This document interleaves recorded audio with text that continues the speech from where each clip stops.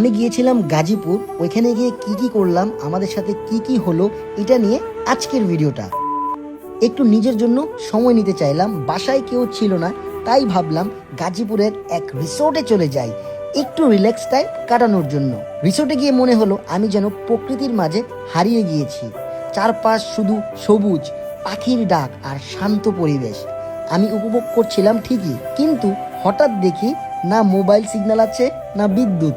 আর আমি তো ইন্টারনেট ছাড়া একদমই থাকতে পারি না, তাই বাধ্য হয়ে ব্যাগ গুছিয়ে আবার বাসায় ফিরে এলাম।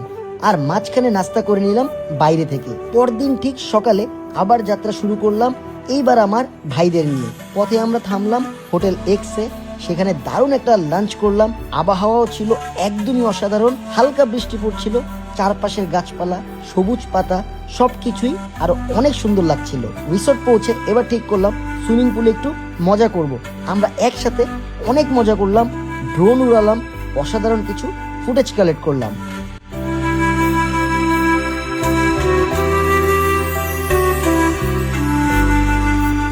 তবে হঠাৎ একটা জরুরি কল এলো, গুরুত্বপূর্ণ কাজ, তাই আর দেরি না করে ব্যাগ গুছিয়ে রওনা হয়ে গেলাম বাসার পথে। গাড়িটা পুরো রাস্তার ধুলো আর কাদা খেয়ে একদম ময়লা। বাসায় ফিরে নিজের গাড়ি ধুয়ে ফেললাম। এই ছিল আমার ছোট্ট গাজীপুর ট্রিপের একটা গল্প। বাই দ্য ওয়ে গাইস, আপনাদের সাথে দেখা করতে পারি না, রিয়েলি সরি ফর দ্যাট। কিন্তু একা একা শুরু করেছিলাম, কিন্তু শেষটা হলো ভাইদের সাথে অনেক আনন্দের আর স্মৃতি নিয়ে। সবকিছু কিন্তু প্ল্যান মতো চলে না, কিন্তু মজাটা সেখানেই। দেখা হচ্ছে পরবর্তী ভিডিওতে।